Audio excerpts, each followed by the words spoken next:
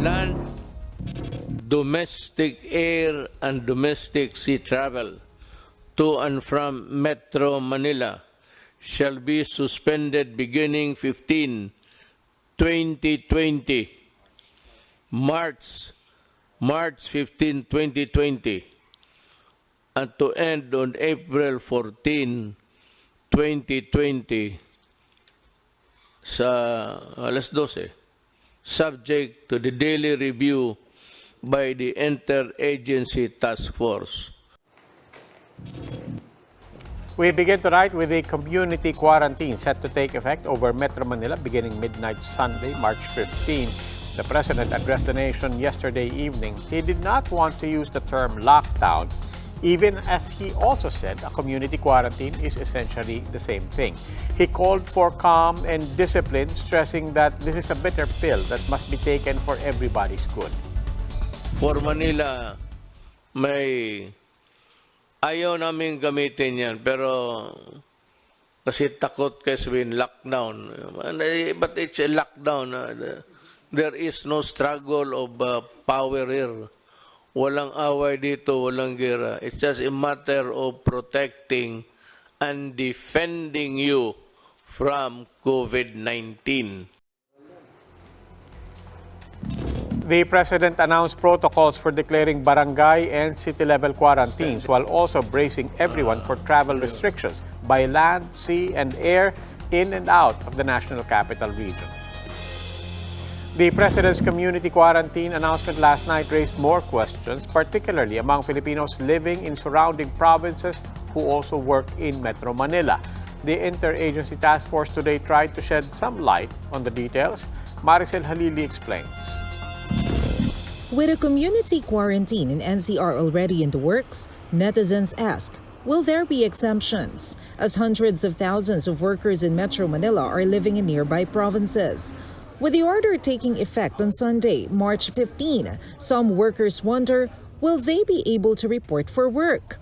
According to Trade Secretary Ramon Lopez, they will be allowed as long as they provide IDs or certificates of employment. But it would be best, he says, if they can rent a place in the metro. Umupa muna sila para less ang movement ng tao. Sa pagganong paraan din, malilimitahan talaga yung pasok-labas ng mga tao.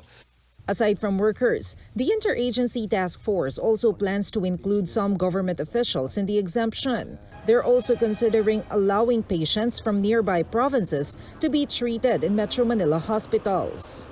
As much as possible, kung kaya naman nilang magpagamot dun sa kanilang probinsya at meron naman facilities, we will try to limit them sa kanilang probinsya. Pero kung talagang yung special care ay nandito lamang sa Metro Manila, then they will fall under the exemptions to the rule. To ensure that there is no disruption on the delivery of food supplies and medicines, cargoes are exempted from the community quarantine. Cabinet Secretary Carlo Nograles notes that the transport of goods from the provinces to Metro Manila and vice versa will remain subject to guidelines. Foreign citizens from countries with proven local transmission of COVID-19, meanwhile, will be banned from entering the Philippines. Filipino citizens, including their foreign spouse and children, holders of permanent resident visas, and holders of diplomatic visas issued by the Philippine government are welcome to the Philippines. The IATF is expected to issue a more detailed memorandum before March 15. The domestic travel ban is subject for review on a daily basis. For News 5, Maricel Halili, we are One News. Quezon City, meanwhile, has been placed under a state of calamity. This would give Quezon City barangays access to their respective quick response funds. 6 of the 52 confirmed COVID-19 cases in the country are Quezon City residents, while some cases are confined in some of the city's hospitals. Some governments around the world are resorting to locking down areas from apartment blocks to even an entire country to stem the further spread of COVID-19. Let's start at the epicenter, the central Chinese city of Wuhan, where COVID-19 is believed to have originated, has been under lockdown for more than 50 days already. Residents are forbidden from venturing out of their homes even to buy food that can only be delivered.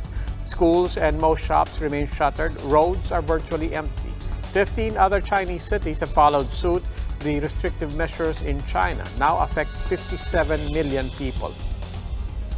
South Korea has had a different response. 2.5 million people in the city of Daegu have been told to stay at home after an outbreak was linked to a Christian community.